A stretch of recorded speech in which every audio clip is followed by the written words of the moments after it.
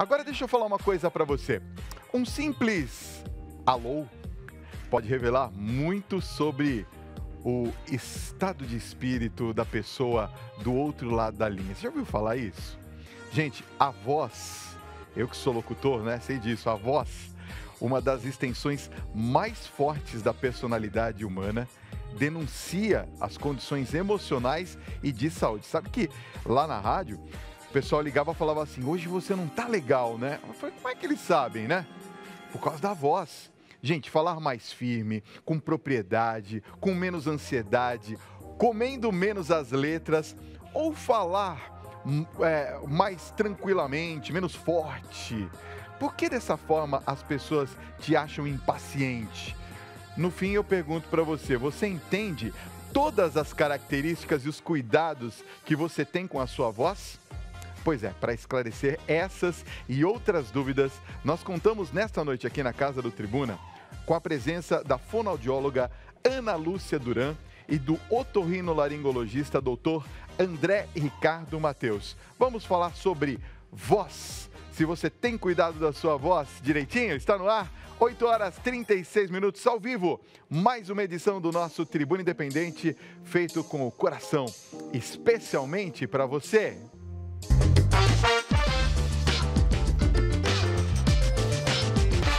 Boa noite, doutora. Boa noite, tudo bem? Seja bem-vinda, doutor. Seja muito bem-vindo. Um prazer. Olha, nós vamos fazer hoje uma espécie de uma mesa redonda aqui para a gente explicar ou tentar explicar para as pessoas sobre tudo isso que eu falei agora aqui na abertura do programa. Ou seja, a personalidade da pessoa também está envolvida através da voz, não é isso, doutora Ana? Boa noite. Boa noite, Fábio. Na verdade, a gente consegue fazer uma série de inferências em relação à pessoa com quem nós estamos conversando pela voz. Então, quando a gente conhece alguém, a gente sabe pelo alô se a pessoa está triste, está feliz, está preocupada. Mas quando a gente não conhece quem está do outro lado da linha, a gente consegue fazer assim, uma imagem de quem é essa pessoa. Desde coisas muito simples, do tipo é um homem, uma mulher, é uma pessoa mais jovem, uma pessoa mais idosa, uma criança. E a gente até consegue imaginar como seria essa pessoa pela voz. Às vezes a gente se decepciona, mas enfim, é verdade. Mas enfim, a voz ela traz isso. A gente imagina como é a pessoa pela qualidade da voz. Não são pelas palavras que são ditas, mas pela voz. Sabe que teve uma irmã aqui no programa e eu disse que eu mostrei para as pessoas no iPad como é que foi um trecho dela cantando, o vídeo dela cantando, mas não mostrei a imagem. Eu falava, como é que é essa pessoa? Ninguém falou que ela era irmã, né? Depois que, a hora que eu mostrei, eu falei, nossa, é uma irmã cantando, né? Porque assim, a gente fala muito da nossa personalidade através da expressão da voz. Agora, doutor André, brasileiro cuida da voz ou toma gelado, não tá nem aí? A verdade é que as preocupações têm que ser variadas, não é? Existem hábitos diários que realmente podem ser inadequados, não é? E podem propiciar problemas na qualidade da voz. Certo. A gente chama isso de disfonias, não é? As disfonias. De verdade, assim, quando a gente produz a voz, a gente pensa a princípio, né, do órgão fonador, que se chama laringe, fica nessa região que a gente costuma chamar de pomo de Adão, né? Uhum. Ele é É que onde tem a bolinha, não? Isso, ou é mais para cima? A bolinha é uma das cartilagens, não é? Sim. Porque a laringe ela é formada por estruturas cartilaginosas unidas por músculos, não é? Tá. E de verdade, para a produção do som da voz, a gente depende muito do ar que é expelido do nosso tórax, não é? A gente usa muito os músculos intercostais, o músculo que se chama diafragma, que está aqui entre o nosso tórax e a nossa barriga, não é? Com o intuito de expelir o ar, porque esse ar que provém aqui do pulmão, ele vai ser constrito por essas cartilagens e esses músculos ao passar em direção para a nossa boca, não é? A gente tem dois desses músculos na laringe que são os principais, os mais importantes para a produção do som, que a gente chama de músculos vocais, né? Que constituem as nossas pregas, eles têm uma característica em V. Tá. E quando o ar é expelido do pulmão, né, esses músculos entrecortam a passagem do ar, não é? Produzindo uma característica de som que vai ser constrita aqui na altura da faringe, a nossa língua vai movimentar e vai articular, não é? E o nosso lábio, a musculatura facial também vai ajudar a produzir essa articulação.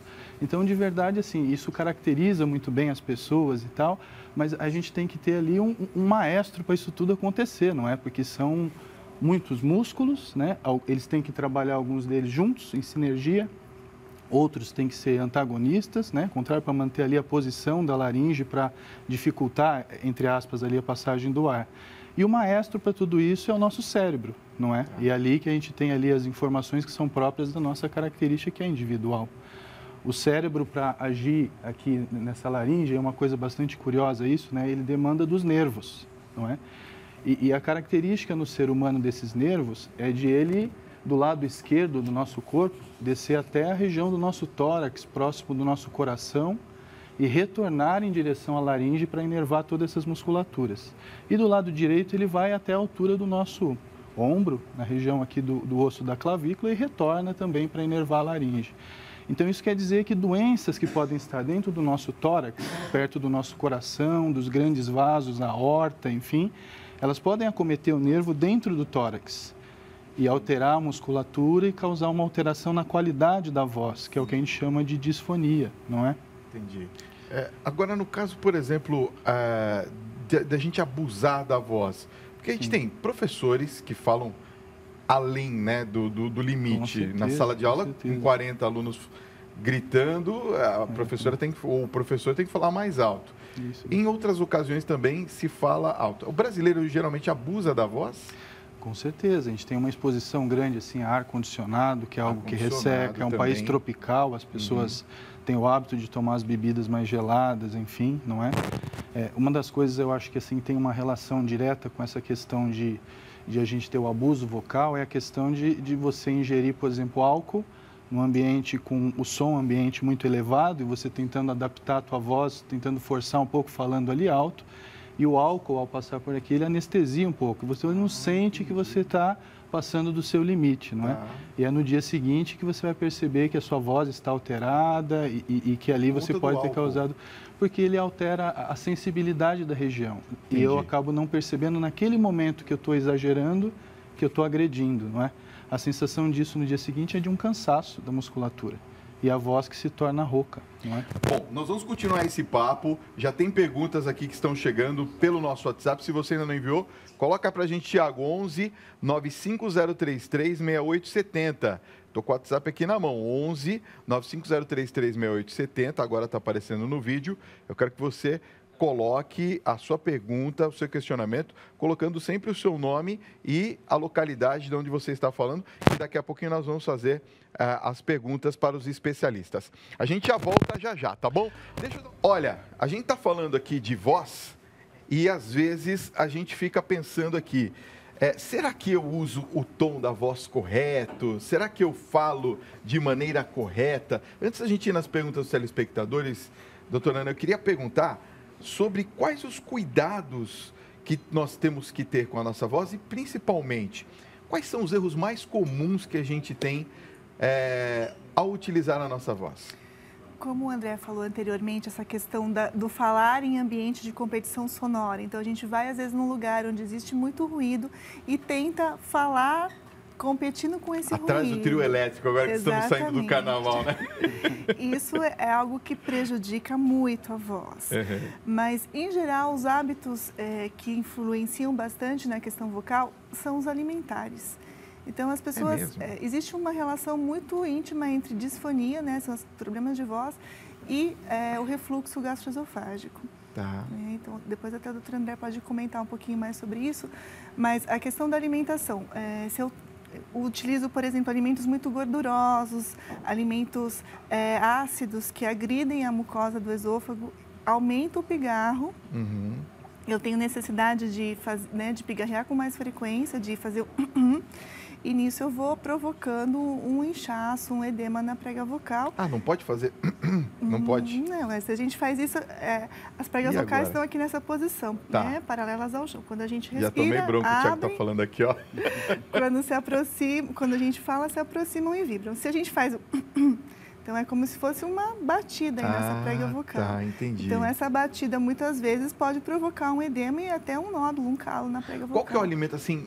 vilão para a voz? Olha, a gente tem vários, mas assim, café, por exemplo, que tem alto índice de cafeína, agride a mucosa do estômago e, por exemplo, professores, sempre na sala do professor sempre tem uma garrafa de café. E do lado dos estúdios também. Então, na TV e no a rádio. gente poderia pensar em substituir isso por chá de ervas, né? Tá. Ao invés, porque o chá mate e o chá preto, eles têm a mesma característica do café e vão ser agressivos da mesma forma. Caramba. Então, um chá de ervas, chá de camomila, chá de hortelã, erva doce, por exemplo. A pessoa que toma café o dia inteiro, porque eu conheço pessoas que tomam café um atrás do outro, né? Então, essas pessoas provavelmente têm uma tendência a ter um aumento maior de muco na região da laringe e a ter mais pigarro, por consequência, né, podem até desenvolver uma disfonia. Por que isso acontece, doutor? Na verdade, é a composição do café, é isso?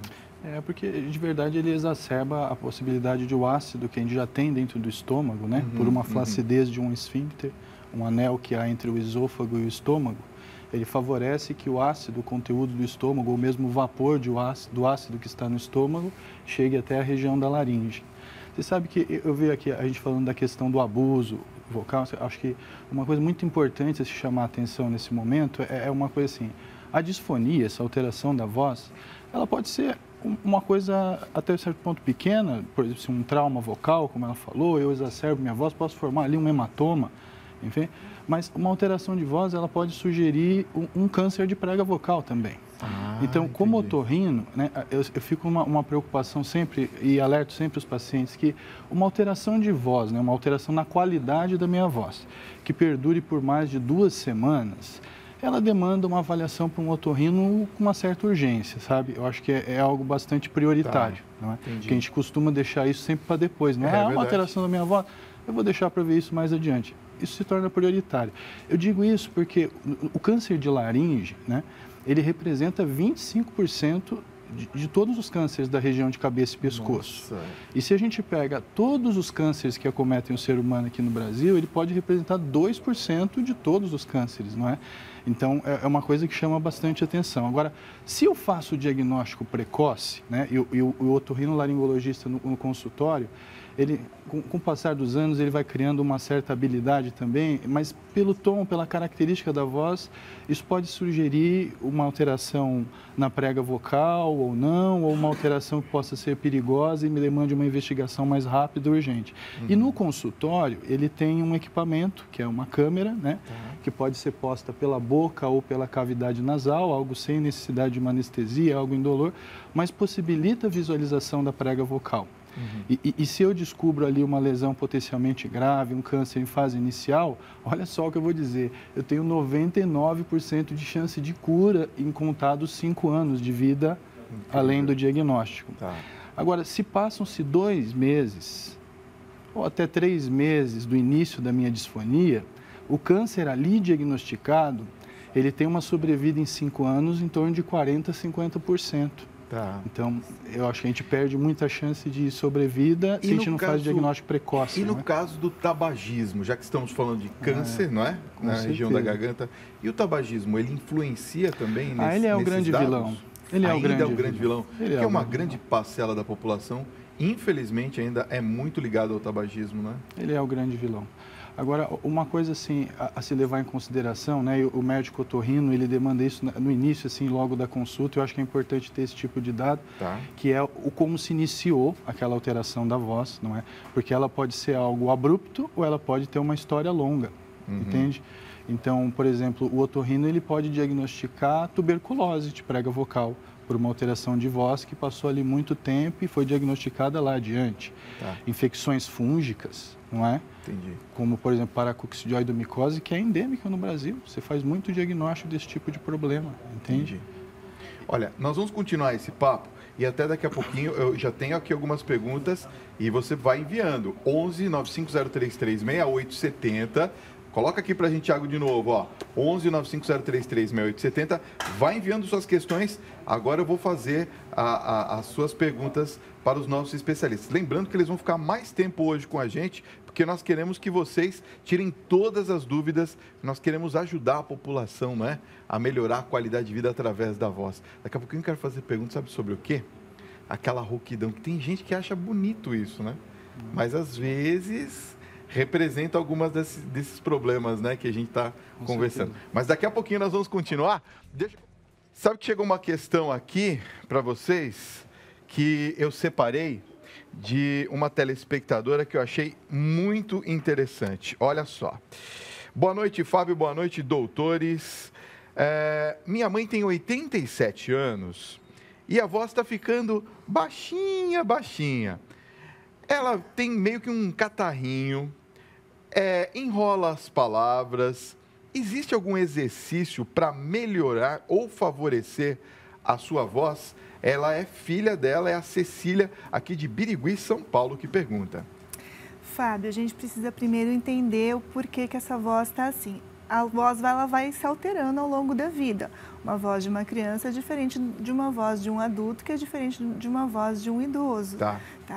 Mas existem certos casos onde a gente precisa entender o que está acontecendo com essa prega vocal, se existe uma flacidez maior, o que está acontecendo para poder sugerir os exercícios adequados. Mas existem sim exercícios para favorecer uma mudança e uma melhora de voz. Aliás, daqui a pouquinho a gente vai ensinar alguns, não é? Podemos ensinar. Olha sim. só, tem uma pergunta que vem lá de Guaratinguetá, olha, terra do primeiro santo brasileiro, São Frei Galvão, hein? Um beijo a vocês aí de Guaratinguetá. Boa noite, Fábio, meu nome é Marislene. Olha, doutor, eu fumo cigarro, tomo café o dia inteiro, só que chega à noite, quando eu vou dormir, a minha garganta coça demais. Parece que tem um bicho dentro da minha garganta. Isso pode ser um indício? Quando a gente fala das disfonias, a gente sempre pensa, como eu estava no início falando, desse órgão produtor da voz, né? Que é a laringe. Mas, de verdade, uma alteração de voz também pode acontecer na pessoa que tem uma sinusite. A gente usa para projetar a nossa voz esses ossos da face que são ocos. A gente tem ar aqui dentro. Numa situação de infecção, o ar é substituído por um líquido, por uma secreção. Tá. E isso vai alterar a característica da minha voz. Se eu, por exemplo, começo a engolir essa secreção, ela vai irritar a minha prega vocal, ela vai se tornar demasiada, inchada, e isso também pode alterar a qualidade de voz e tornar ela rouca num segundo tempo, não é? Mas essa questão, assim, do cigarro, e realmente ele propicia essa questão do refluxo, e o refluxo, ele pode, inclusive, irritar a própria laringe e, posteriormente, o nariz. É uma queimadura, é ácido, e o nariz, para se defender, ele vai produzir mais alto, secreção. Doutor? Ele vai para cima? Chega. Há crianças que têm infecções de ouvido. E as infecções vazam pus pelo ouvido, enfim, você trata o estômago, trata o refluxo e o ouvido é tratado. Que coisa, não? A nossa cabeça é uma caixinha muito perfeita, né? Olha só que bacana essa pergunta do Nelson Penteado, de Irati, no Paraná.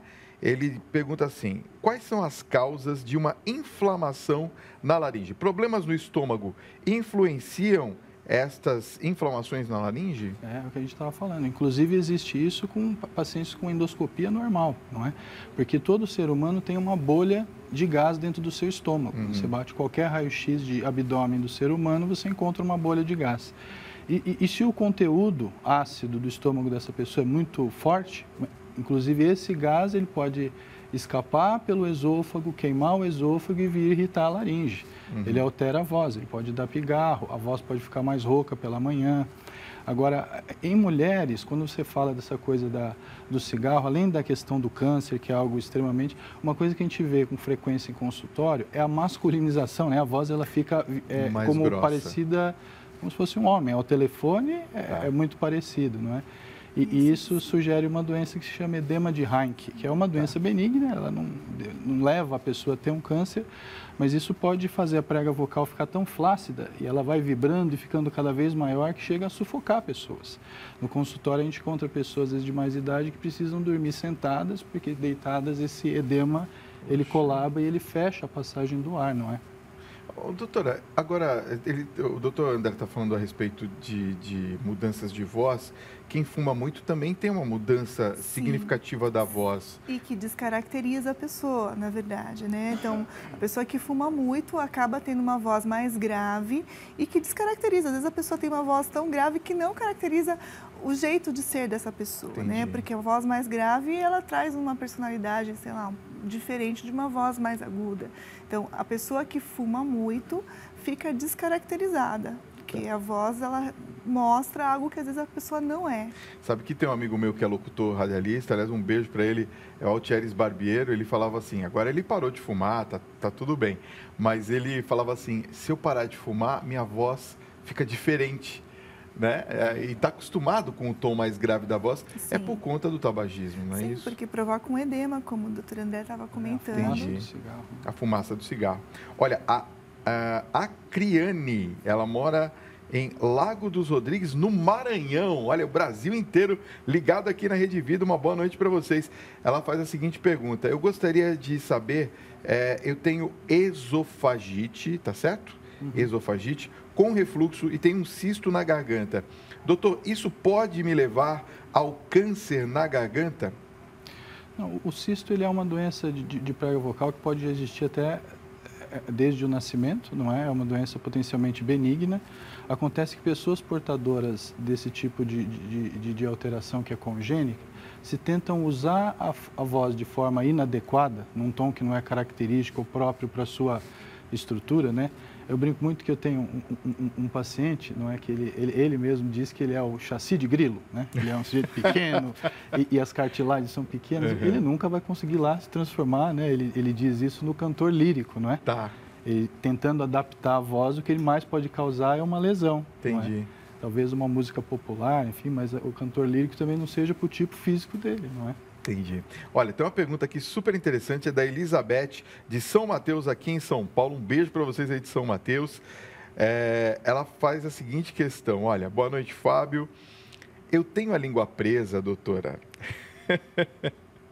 e eu canto de maneira errada. Eu gostaria de saber o que fazer para minha voz não ficar mais grave. Ela ficou muito grave. E quando eu era mais jovem, ela era menos grave. Existe alguma maneira de reverter essa situação para Elizabeth? Então, assim, depende do que ela está dizendo que é a língua presa. Às vezes as pessoas dizem que língua presa é quando a pessoa fala com a língua assim, mais para frente. Certo. Tá? A língua presa, na verdade, é quando a gente tem o freio da língua mais curto e aquela troca do magavilha, não consigo falar o som do R, né, do rã, do lá. Quando a língua vem um pouquinho mais para frente, a tendência, na verdade, é que a laringe também fique um pouco mais alta e a voz mais aguda e não mais grave. Não mais grave.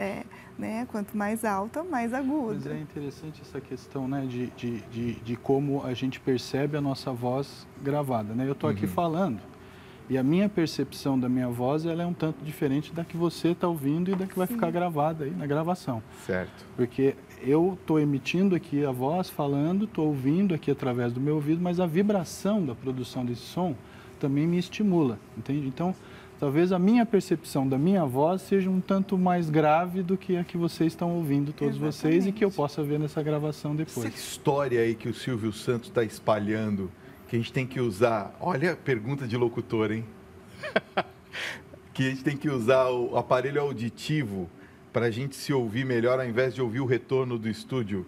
É válida? Eu acho que é importante para quem trabalha com canto. Eu tenho um paciente recentemente, agora um cantor, que ele foi convidado para fazer lá a apresentação dele e a qualidade do aparelho de som não era tão bom, ele não tinha um retorno da própria voz dele. Tá. E aí, como era uma situação informal, ele também usou o álcool, como eu disse anteriormente, e ele abusou bastante da voz, ele já sendo um profissional, uma pessoa acostumada, não é? E culminou numa alteração da voz porque ele acabou causando um edema por traumatismo. Mas aí, no caso, o aparelho auditivo, ele auxilia, ele ajuda a gente a ter um retorno melhor? Ele pode ajudar em pessoas que têm perdas de audição, não é? Se ele corrigir... Não a gente que não tem problema nenhum. Não, esses teriam que ter o retorno. Não, porque esse aqui é o ponto, né? Esse aqui é o Thiago que fica falando aqui na minha orelha, né? O nosso diretor. Mas o cantor, ele precisa ter um retorno para ele poder perceber. Pois eu peço pro Wagner colocar, mas ele não põe. Ai, dá realimentação do microfone. Daqui a pouco a gente continua, doutor. Só um instantezinho. Ó, deixa eu falar com você. Uma voz bem colocada, gente, com... eficiente entonação, persuasiva, convincente, agradável, transmite seriedade, sobriedade, inteligência, domínio de si próprio e conhecimento, não é? Uma imagem positiva de um bom profissional, de um bom comunicador.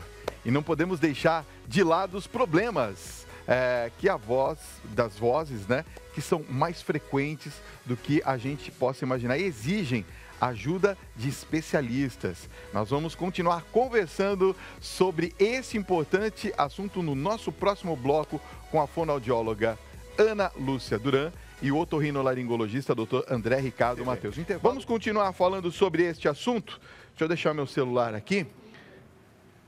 Olha, eu separei uma questão aqui antes do intervalo para vocês, sobre... vem lá de Florianópolis, é do Cássio José, Florianópolis, Santa Catarina, que pergunta sobre o vinho branco. É verdade que tomar vinho branco melhora a tonalidade da voz? Eu nunca ouvi falar disso. Não, acho que não. Aqui eu acho que a preocupação maior é com relação à presença do álcool, né? E a característica da uva, que ela pode ser ácida. Tudo isso pode propiciar ainda mais esse refluxo que a gente acabou de falar. Então, suco de uva também... Também seria a mesma coisa. Não faz a menor diferença.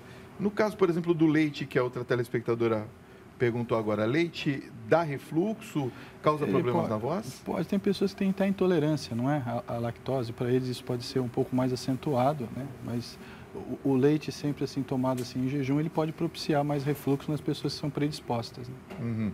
Olha, tem uma outra questão que chegou aqui a respeito da sinusite. A sinusite pode indicar algum tipo de problemas na laringe? Com certeza, não é? Você sabe que essa questão do fluxo de ar, ao passar pelo nariz, né, ele circula por esses ossos da face que são ocos. Né? Todos eles têm canais de comunicação com o nariz. Então, uma pessoa que tem o septo, a parede que divide o nariz ao meio, torto, por exemplo, ele vai ter um arejamento pior desses seios da face e pode acumular uma secreção, que estaria ali apenas para lubrificar o ar, enfim, só que ela vai servir para alimento para bactérias. Então, essa pessoa vai ter uma possibilidade de ali ter períodos de agudização, né, de quadros infecciosos, onde ela vai acabar engolindo essa secreção ao deitar, vai ter tosse noturna, que é o sintoma realmente mais frequente, não é? Mas essa própria secreção, ela tem conteúdo ácido capaz de irritar a prega vocal, de edemaciar, de fazer ela ficar inchada e de alterar a voz. Agora, doutora... a voz altera também, só completando o que o André acabou de dizer, claro. Porque é uma caixa de ressonância importante. Então, se a voz, se a região nasal está prejudicada, eu tenho uma tendência a colocar a voz mais para baixo, então a ressonância vai estar prejudicada e a qualidade da voz alterada também. Inclusive, falando sobre esse assunto, a gente sabe que muitas das pessoas, elas têm uma colocação da voz extremamente errada, não é? E isso acaba gerando aquela voz rouca. E outras não, elas já têm a voz rouca já desde pequena, etc. A característica da voz rouca, ela é um indicativo de que há algum problema nas cordas vocais? Ou a voz rouca, ela é um charme, como muitas pessoas dizem? Tem pessoas que gostam de voz rouca, até fazem a voz um pouquinho mais rouca. A voz rouca, a rouquidão, é uma característica de disfonia. Disfonia, sim, ok. É uma característica de uma dificuldade vocal. Certo. Rouquidão.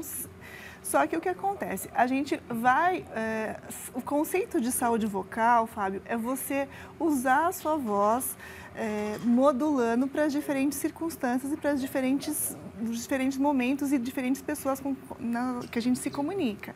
Então, às vezes, as pessoas modulam a voz de uma forma que parece que fica mais rouca, tá? Mas a voz constantemente rouca, ela é patológica, é um sinal de disfonia. Certo. Em relação à questão da impostação da voz, né? Nós temos 3 caixas de ressonância. A nasal, a oral e a laríngea. Existem pessoas que falam extremamente nasal, aquele som mais nasal. Tem pessoas que falam com a ressonância absolutamente oral, que é tudo aqui na boca. Né? E tem pessoas que falam que a voz parece que está presa na garganta. Então, o não equilíbrio dessas 3 caixas de ressonância também é prejudicial e altera a qualidade da voz. Depois eu quero falar sobre registro de cabeça e registro de peito, né? Tem essa diferença? Mas eu também vou querer falar sobre um outro assunto com o doutor, que até eu coloquei aqui para eu não esquecer, que é a respeito dos estudos que nós temos aqui, principalmente na questão dos exames para se avaliar a qualidade da voz. Tem um exame para fazer isso, não tem? Mas nós vamos falar daqui a pouquinho, pode ser? Eu vou dar um recadinho, volto já. Deixa eu aproveitar aqui e mandar um beijo para a Cristina e a Andréia de Cataguases, Minas Gerais. Fala assim, Fábio, nós somos fãs do seu programa. Obrigado, um beijo carinhoso para vocês, povo bonito de Minas Gerais. Olha, tem muita gente participando, você também pode participar. 11 95033 6870, estamos conversando sobre os cuidados com a voz.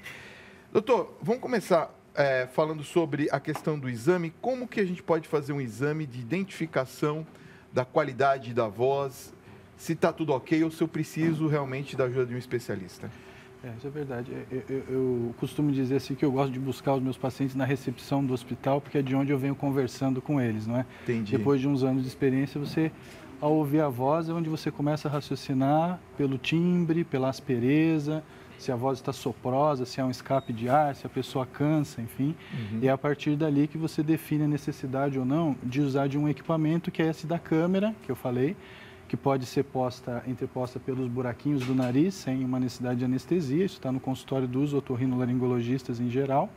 E você pode estudar toda a questão da drenagem dos seios da face, os desvios de septo, passar por dentro do nariz e visualizar as pregas vocais. Para a produção da voz, a gente usa muito uma onda de mucosa, né? De verdade, como se fosse a manga aqui, não é? E o músculo seria o meu braço.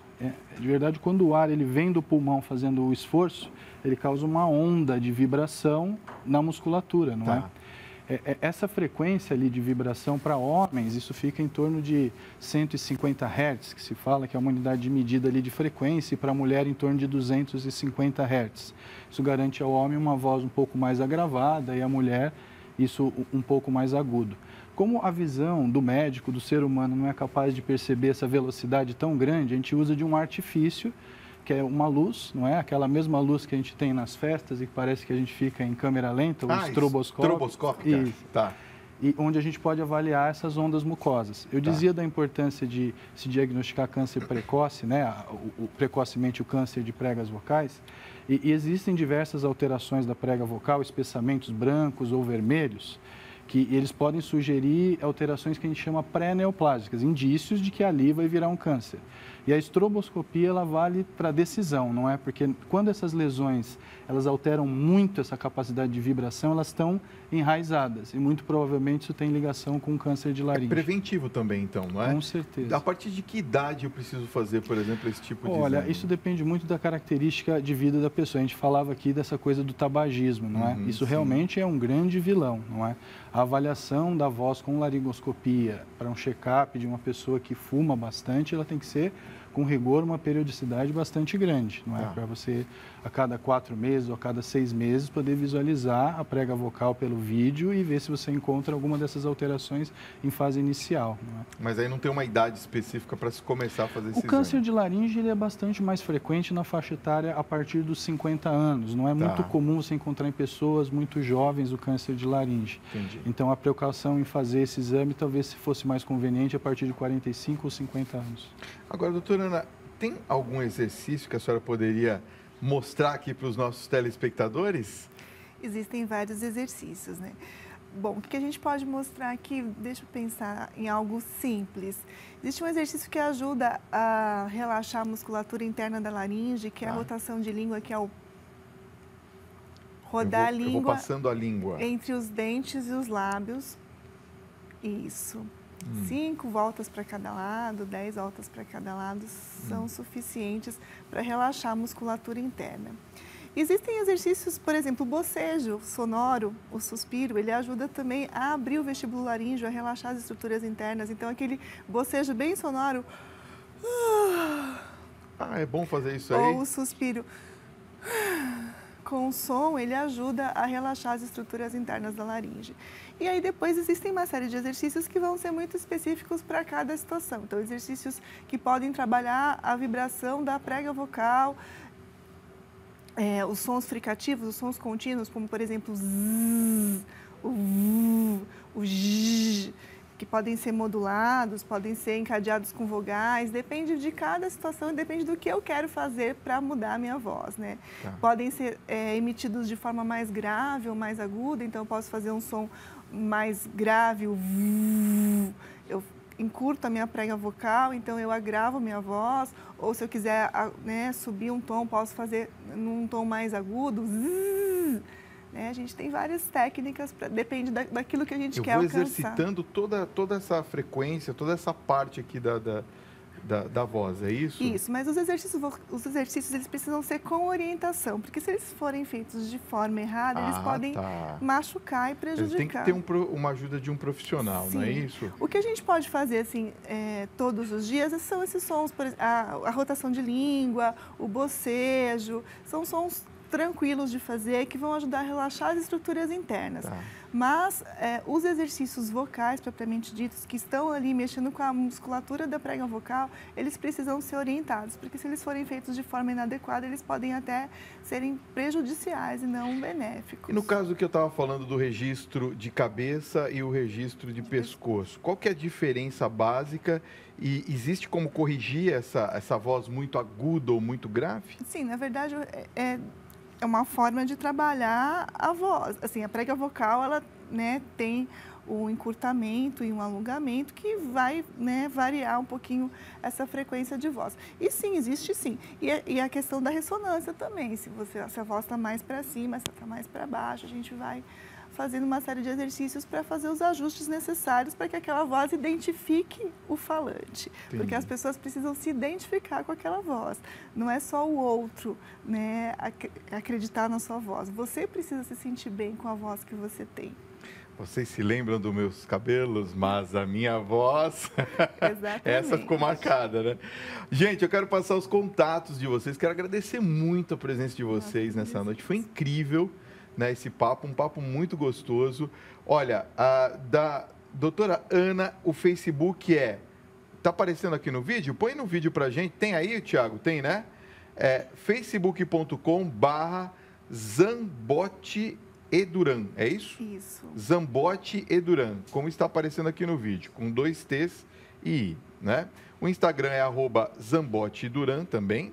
E o telefone para contatos é 11 3856 7227. 3856 7227. Do Dr. André, da clínica SP Otorrino Center, é isso? Região da Avenida Paulista. Então é spotorrinocenter.com.br, está aparecendo aqui no vídeo também, é o site, tem informações, né, endereço, tudo certinho. Site. Tem os telefones 11 32860322, eu vou passar um aqui, os outros estão aqui na tela para você. Tem o Facebook SP Otorrino Center e o Instagram @clínica SP Otorrino Center. Obrigado a vocês por terem vindo, foi incrível a participação de vocês aqui. Doutora, muito obrigado por ter vindo, viu? Obrigado, doutor. Um grande abraço, obrigado por ter vindo, viu?